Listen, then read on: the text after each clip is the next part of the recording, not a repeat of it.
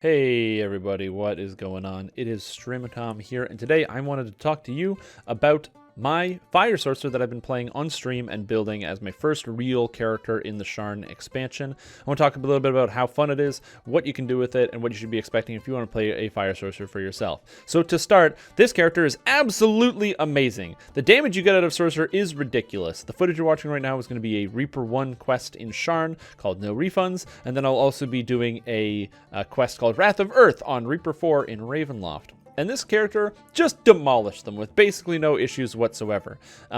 This character does so much damage all in an area of effect. It is very, very fun to play. It's very easy to pick up and play. You kind of just cast spells and hit people. Now, granted, there's a lot of stuff to do with positioning with this character, which can make it, a little bit sketchy depending on exactly what you're doing. But yeah, it's pretty fun. It's pretty easy to pick up, and I highly recommend Sorcerer for anyone who hasn't had the chance to really play it since the changes to Sorcerer that happened a little while ago with the whole spell revamp. So, what's important about this character? Well, this character is mostly focused on getting all sorts of damage with fire spells. Not so much about the crowd control aspect, mostly about killing people. Now, you might think that that's not really important because traditionally, especially in higher difficulty like higher Reaper and Reaper 10, you wouldn't want your Sorcerer to actually be doing any type of damage with the spells because you'd much rather them be doing the crowd control. You've got the melee for damage, and spellcasters tend to run out of spell points. And this is very true.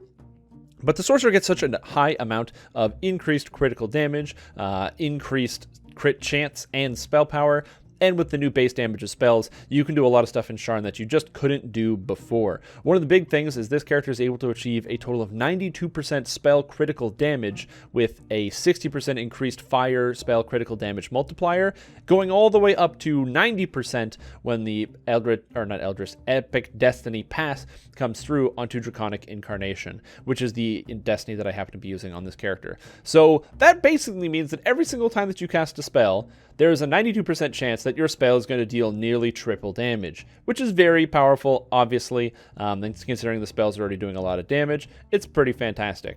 Not only that, I'm playing as a Tiefling, and Tiefling made it a dream to level. The benefit of playing as a Tiefling is you get an ability called Improved Scorch, which makes your Scorch spell, whether it's your spell-like ability Scorch from Tiefling, the spell-like ability Scorch from the Fire Savant tree, or the actual spell Scorch, it makes it so that every single copy of Scorch removes the immunity of fire damage from monsters. Hey, there's a gray ooze right there. No one cares because you're just going to hit him with fire damage anyway once you strip it away with your improved Scorch, which is fantastic.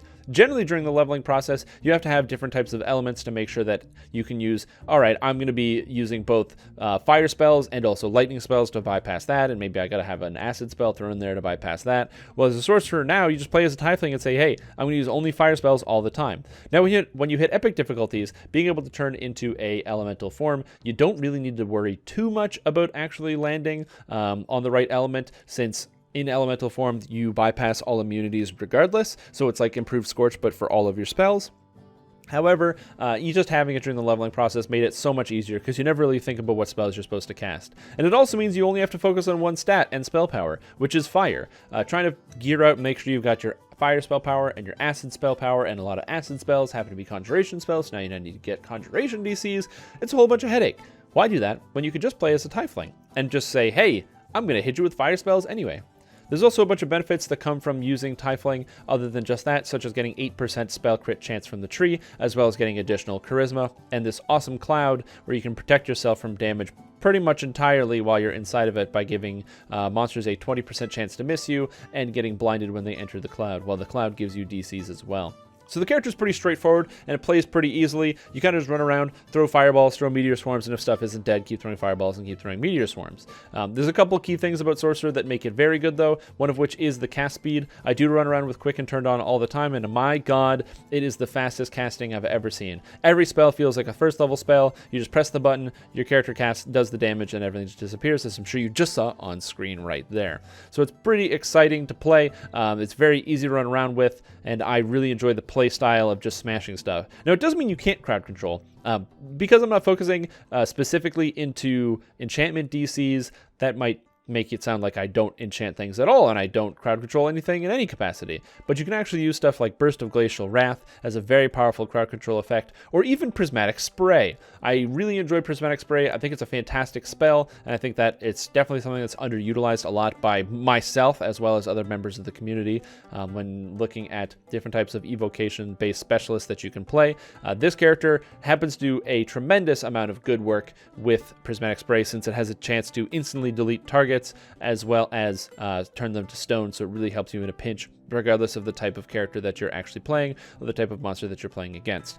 I also happen to use Sunburst a lot. Not Sunburst, Sunburst. And the reason Sunburst is so good is that Sunburst actually destroys a lot of undead nearly instantaneously, such as Forge Wraiths in the new raid. So if you play as a caster, make sure you're bringing along Sunburst, because Forge Wraiths get instantly one-shot by it, and it makes it a much easier time.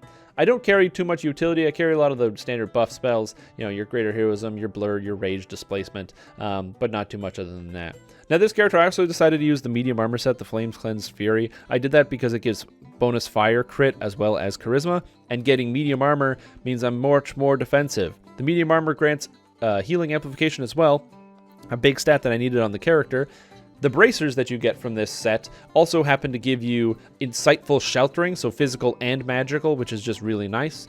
And they give you increased healing, like Devotion Spell Power and Devotion Crit. Combining that finally with the cloak that actually doesn't give you any stats whatsoever. You're kind of just wearing it entirely for the item set, but that's fine, don't worry about it, because the item set is good enough. And as a result, my character is able to heal even effectively in Reaper 4 and Reaper 5 without too much difficulty, so it's not too bad. Anyways, that's pretty much all I got to talk about the character build. Really fun to play, probably one of the best leveling experiences I have ever had playing this character.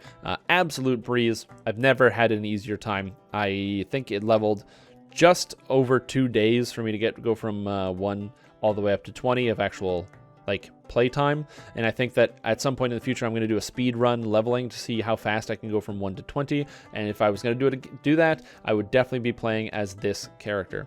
Anyways, guys, I will pass it over to me to explain exactly how to build it.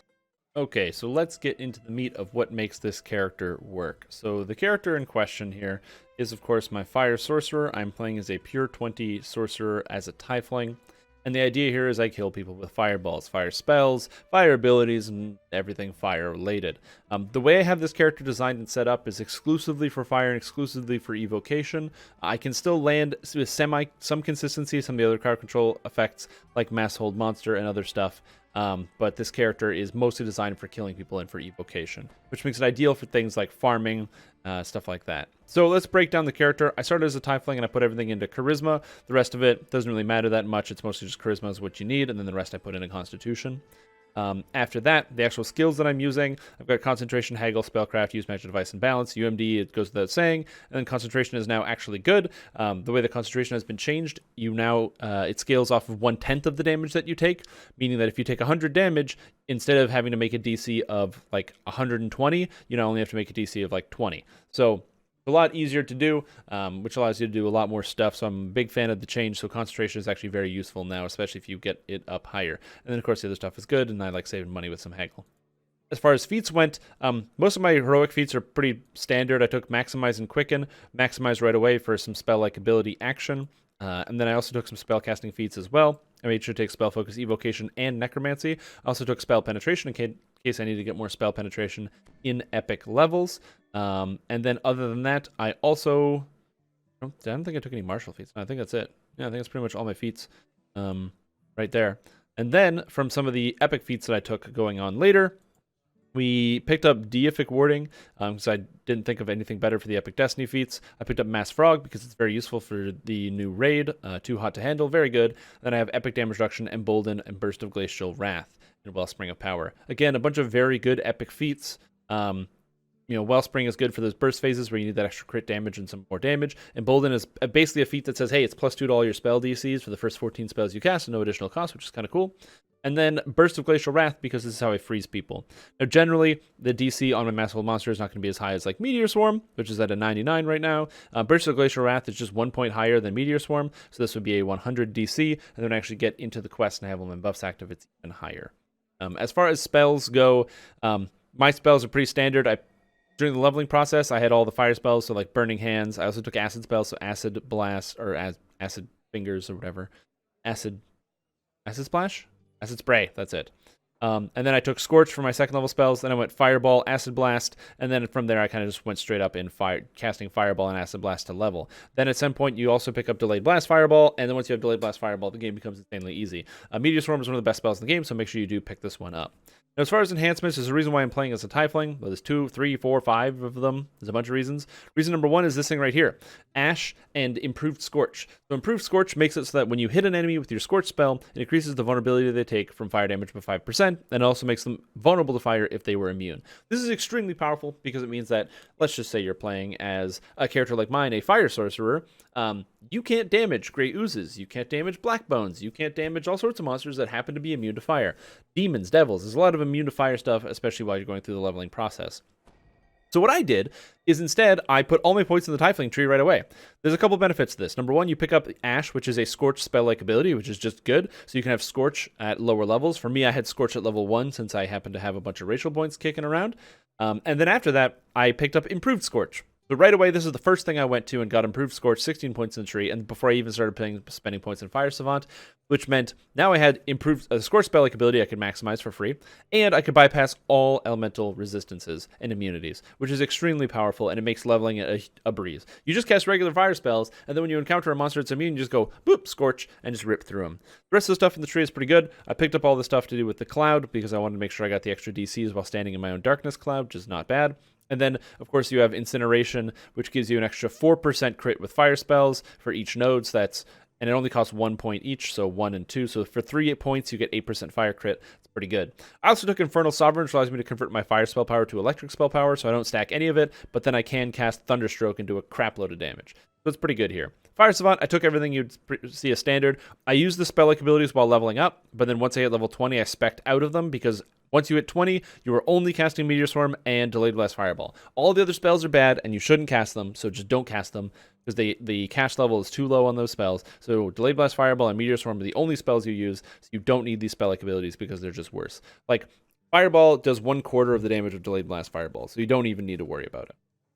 So instead, I took the crit. I took the thing where you get mana on spell points, mana when you cast spells. I made sure to take Efficient, Metamagic, Quicken, and Maximize because I basically have them turned on all the time because they're super useful, and then some of the good stuff. And then the rest of my points I spent in Eldritch Knight. I did this for 2 reasons. Reason number 1 is each core gives you health. So at the very least, if you spend 11 points here, you get 10 health, 20 health, and 30 health, and then you can get health here. So by just taking the first 3 cores, you get 45 health, which is really powerful.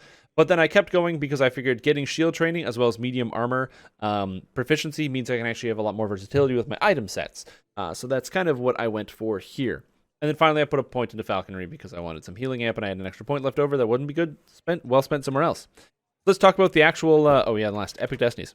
So this character, I'm actually playing in Draconic Incarnation. It'll be even better when the Draconic Incarnation pass comes through that gives, that reduces the cost of a bunch of things in this tree, as well as giving 5% spell critical damage in each of the cores. But this character is mostly focused around just dealing damage, so I use Draconic Incarnation.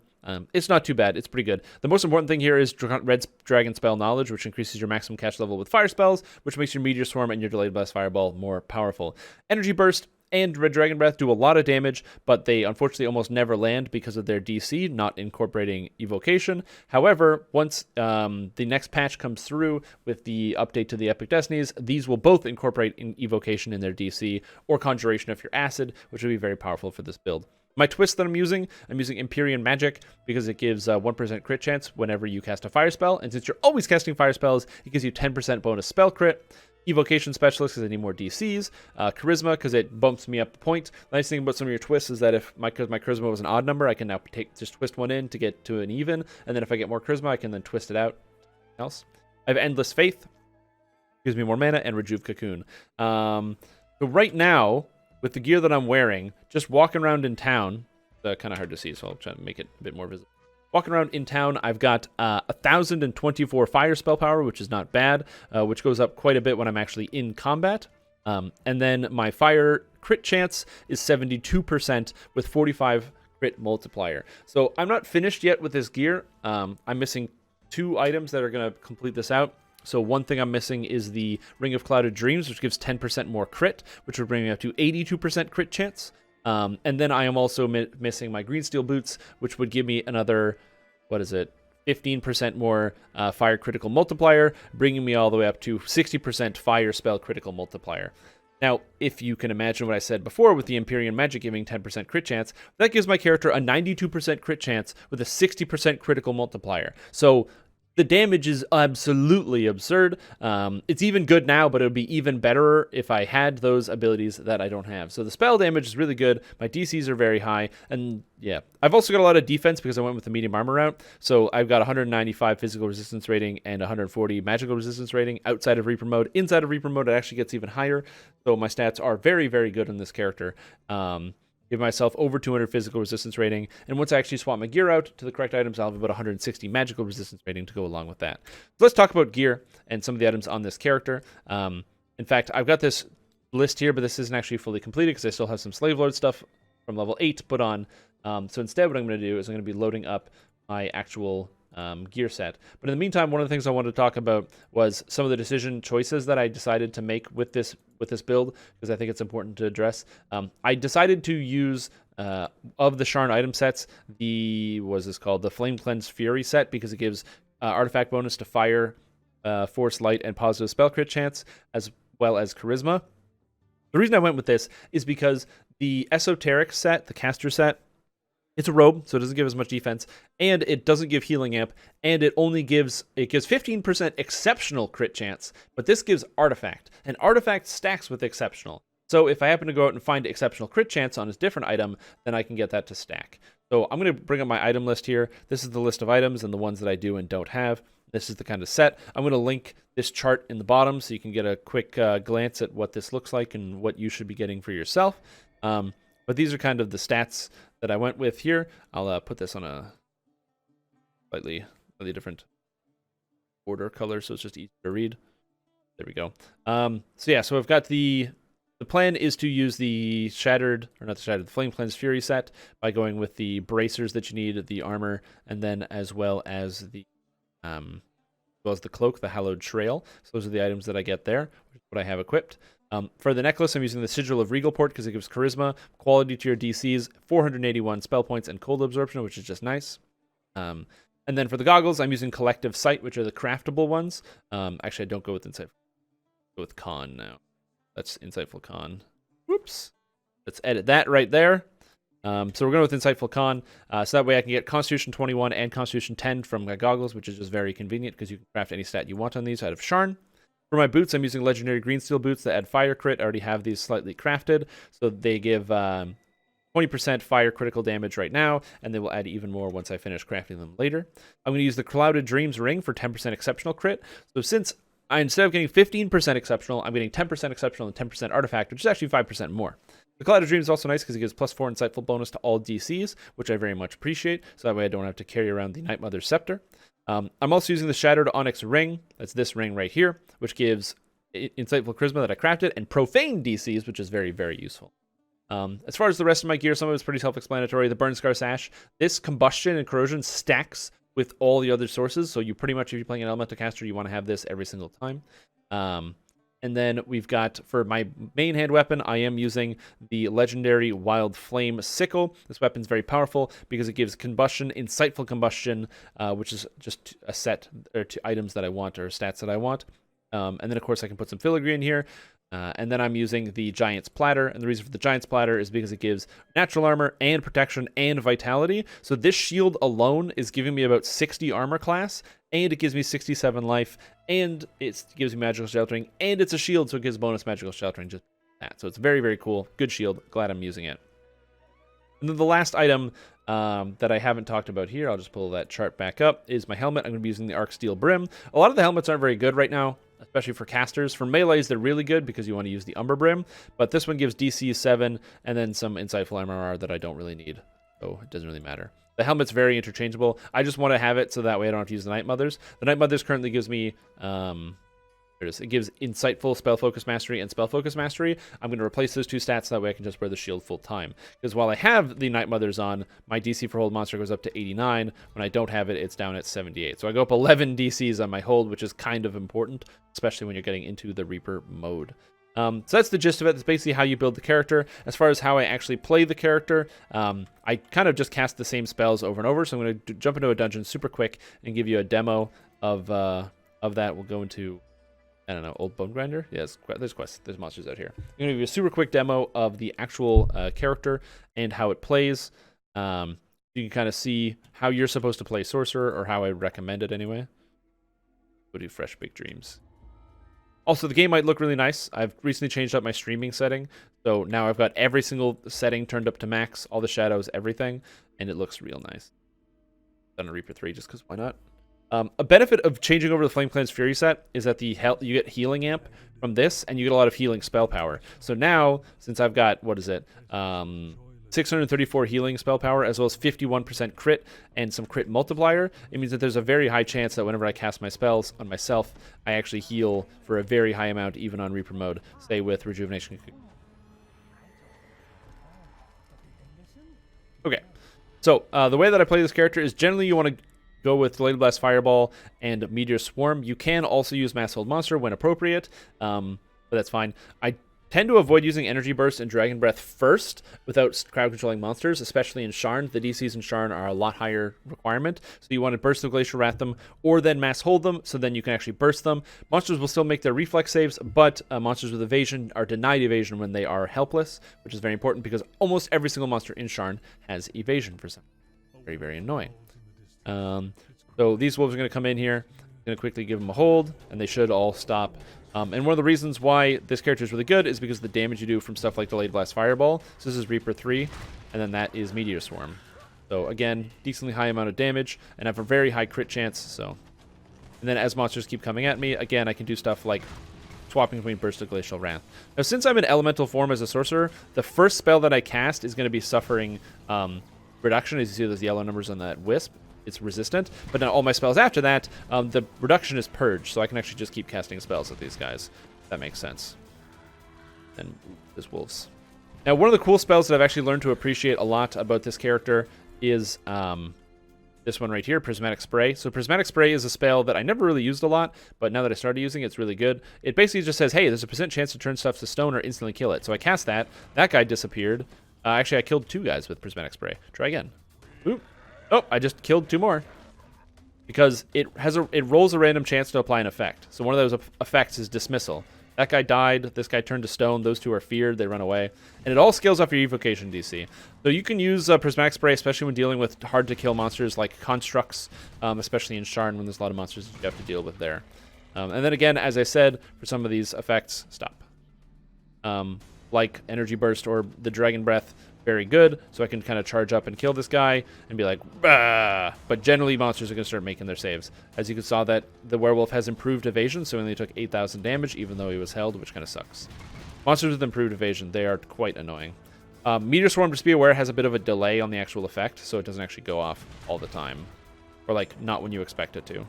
Melee, get out of here. Yeah, and so, yeah, when I'm walking around, I get up to 1,200 fire spell power. You can get even more by buying these little potions of Greater Inferno. You can get at any alchemist store. Like in-game for gold, you just have to go to the potion shops. And then also using Draconic Fury to get even more, so then I can just start killing the heck out of people. Now, of course, a lot of your buffs are temporary, getting like your Immolate or Conflagration stacks or your Empyrean Fervor, so you always want to be in combat trying to do stuff. How long does that fear last? Holy moly. Maybe it never goes away. It has no duration on it. Cool. I guess it never goes away. Neat. And this character is extremely defensive and tanky. As you can see, I'm regenerating over 200 with my crits from my Rejuvenation Cocoon, which is very powerful. This makes this character very, very survivable. I was soloing quests on Reaper 4 yesterday, and I could probably do even higher if I had more patience, which I absolutely don't have. You guys should know I have no patience whatsoever. Anyways, that is the character and pretty much how it works. I am going to be posting this up as well as with all the item guide and everything in a forum guide. If you have any questions about the build, do let me know. As far as leveling process goes, like I said, you kind of just like Delayed Blast Fireball everything until it dies. That's the gist of it, and you can go from there. Situations where you'd want to set up and use different abilities or spells. I don't even have PK anymore. I got rid of all my instant kills because I don't need them. Mass Frog, very good for constructs and things that are hard to deal with, especially like Forge Wraiths. Also, Sunburst, really powerful. It's an evocation spell that one-shots Forge Wraiths and a lot of other undead like vampires, so I actually cast Sunburst all the time. It's very useful. And then you have stuff like the Obscuring Darkness. I'll put that down every time I want to feel safe. Anytime you encounter a boss, you want to use Awaken Elemental Weakness because it increases the damage they take by 15%. And as far as my Reaper point spread, I'm actually putting most of my points in Dire Thaumaturge. One of the things that you want to get for sure is this right here, Reaper Potency and Reaper's Efficiency. During general questing, I use Reaper Efficiency, and especially during boss fights, because it reduces the cost of your spells by 45% while it's active. And then if you really need your DCs, you can use Reaper Potency for +3 to DCs, but I usually go with Reaper Efficiency. I don't really care about 45 extra universal spell power. I'd rather cast 45% more spells, because that's way better. That's where I am at with this character. Anyways, thank you guys for watching. Hope you had a wonderful time. Again, if you have any questions, hit me up. I will do my best, and I will catch you all later. Goodbye, and see you later.